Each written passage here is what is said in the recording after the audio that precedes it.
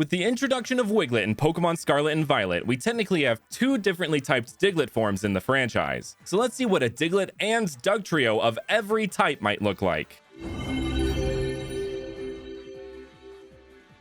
Hey everyone, Brandon here. With all these Diglett and Diglett adjacent Pokemon coming out in recent generations, it got me thinking about a bunch of potential Diglett forms or even convergent Pokemon like Wiglet. But this was on my mind even before we were introduced to Wiglet, after I saw this supposed leak of a water-ground Diglett form based around geysers, and I'm sure you saw it circulating around as well. As it turns out, this leak and a few others were made by the talented PokeTour, so I partnered with them to make a bunch of new Diglett and Dugtrio forms. So starting us off is the fighting type. Diglett and Dugtrio are both based on the classic Whack-A-Mole arcade game. Their dex entries say they're a very great resource on farms because when they dig through the fields, the soil is perfectly tilled. But what if in another region, Diglett and Dugtrio were pests that just ate the crops on the farms and needed to be whacked to scare them off? Well, in comes these fighting type forms of Diglett and Dugtrio.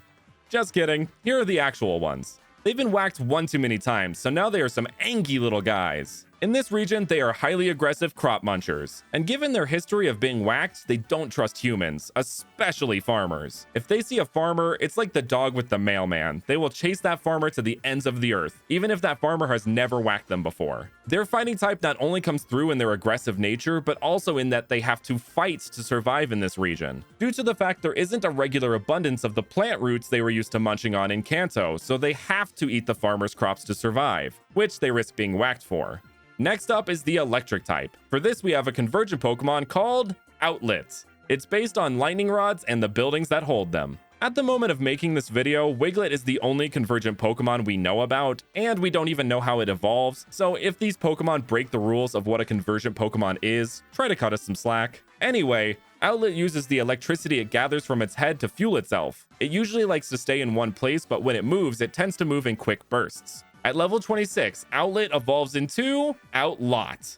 Unlike Diglett, Outlet doesn't evolve into 3 of itself and goes a more traditional Pokemon evolution route, becoming a bigger and more advanced version of its previous form. I decided to use the lot suffix in place of the trio because this Pokemon has a whole lot more to it than its previous form. Outlot expands upon the design elements of Outlet and adds these little lightning rods beside it that can be used to disperse extra powerful lightning strikes. Outlot tend to hang out in very high places, especially during thunderstorms. The energy they receive from these storms can sustain them for months. Speaking of energy and sustaining yourself, let's talk about a new partner to the channel, GamerSupps. GamerSupps is an incredible brand that provides you with energy, nutrition, and incredible shaker cups. Their gaming formula GG is the best out there. It's 0 calorie, keto, and diabetic friendly with 6 crucial vitamins and minerals and no unnecessary fillers for better all nutritional value. And if you're trying to cut back on the caffeine intake, they have caffeine-free versions of many of their incredible flavors. My personal favorite flavors to drink are the caffeine-free Blue Raz and the cold ones Pina Colada. If you want to try some of these amazing flavors for absolutely free, click my link in the description or use code MAGIC at checkout to get free samples with free shipping to anywhere in the world. You heard that right, it's all around free. You have absolutely nothing to lose here.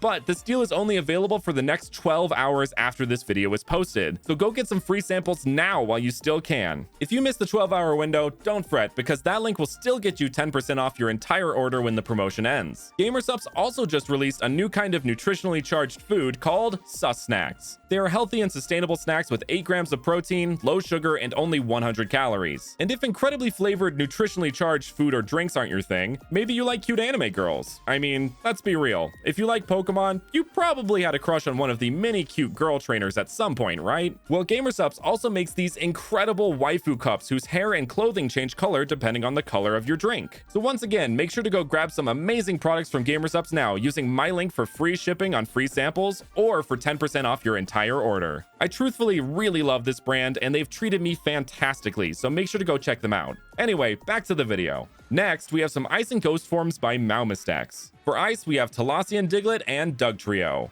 Like the Alolan forms, these Diglett and Dugtrio have hair, but instead of on the head, they have beards! I cannot even begin to describe how happy these two make me. Talassian Diglett grew their beards to help regulate their temperature in the cold caves of northern Talassia. Whichever Diglett has the biggest beard is allowed to evolve and lead the group. When evolved, Talassian Dugtrio are extremely territorial and will fight to defend their home or even conquer new caves. Their beardedness and their territorial and conquering nature is a reference to Vikings. For Ghost, we have some more convergent Pokemon with Spooklet and DUGTRIO. They're based on sheet ghosts. For this design, Malmus played into the fact that many people thought Diglett's nose was a mouth with one little tooth. So the noses are meant to look more like open shrieking mouths, like the Scream by Edvard Munch. If you've made it this far into the video, make sure to hit that like button, subscribe, and hit that notification bell to keep up to date with future videos just like this one. Back to Poketorinai's designs. Next, we have the Fairy type. For this, we took inspiration from the Star-Nosed Mole, who is kind of a freaky looking little guy. So here is a freaky looking little Fairy type Diglett that we made to match. Its nose is above its eyes and shaped like a hand.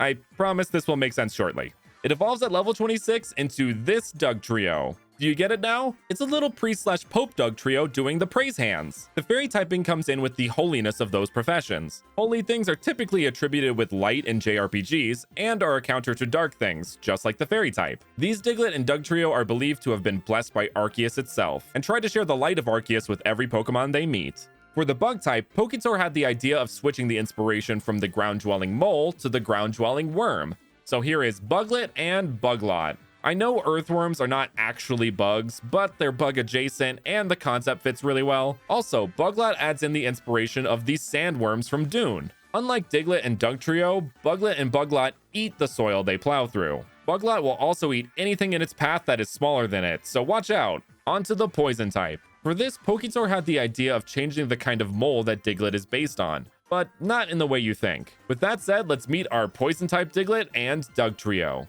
Instead of being based on the animal mole, they are instead based on a skin mole, specifically the cancerous kind like melanoma. These two infect the earth around them, causing a blight on the soil, making it inhospitable to any form of life. It is highly recommended to not interact with these Pokemon and avoid them at all costs. It is said that even if you manage to catch it, the Pokeball itself will rot and release them. Now for the rock type, we have Rocklet. It is based on mountains, but also those giant Diglett statues found in Galar. Rocklet are very slow moving and tend to stay in one place for long periods of time. If they stay long enough in one place, they will start to grow and their biology will begin to incorporate with the land around it. Rocklet evolves into Rockwad. Rockwad adds in the additional inspiration of Mount Rushmore, found near Keystone, South Dakota. Rockwad is so goofy and I just love it. Rockwad used to be rare to find, but with modern technology, it has become much easier to track them down. Next up is the flying type. This one is a pretty simple idea, but super cute nonetheless. So here is the flying type Diglett and DUGTRIO. They're floating on little clouds Lakitu style. DUGTRIO even has the little crown of the sun as an actual crown, looking like the sun peeking over the clouds. These Pokemon move unlike any other flying type Pokemon. There is seemingly no pattern to their movement and can freely fly in any direction. Flying makes them very happy, but if they're made sad or angry, their colors will darken and they will create fierce gusts of wind.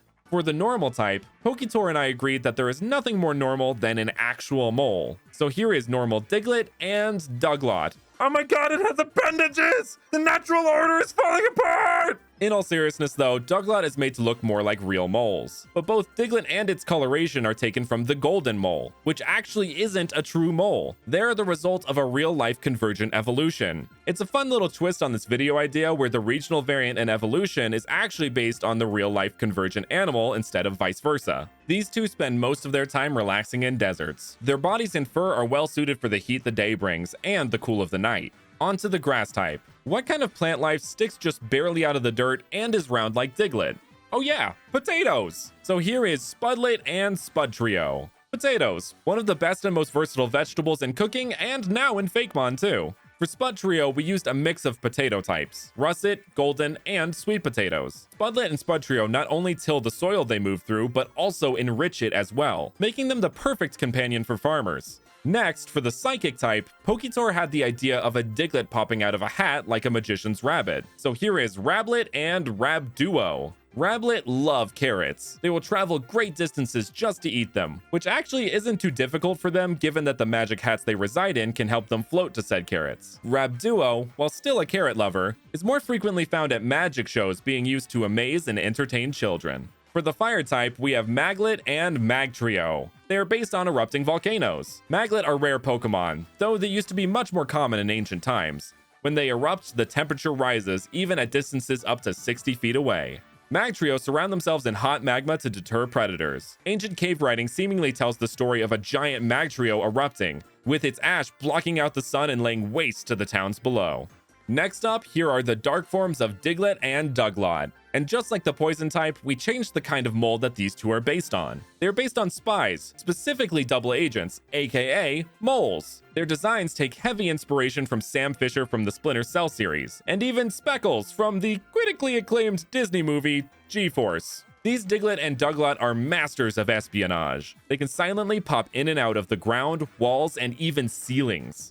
For the dragon type, Poketor and I both thought a great inspiration would be the Hydra given Dugtrio's multi-headedness. So here is DIGLETT and DUGTRIO. You can see instead of the usual dirt mound that Diglett and Dugtrio have surrounding them, it is instead a pile of gold to reference the Greek origins of dragons. In Greek, they're called Drakon, which means the Watcher, as apparently they were made by the gods to watch over their treasure. DIGLETT and DUGTRIO will both keep their mound of gold with them wherever they go. If even a single piece of gold is misplaced, they will become enraged. It is said an enraged DUGTRIO once terrorized a village, until a mighty trainer with many fire-type Pokemon came and bested it. And that's a Diglett and Dugtrio of every type. Thank you guys so much for watching, and I will see you guys next time.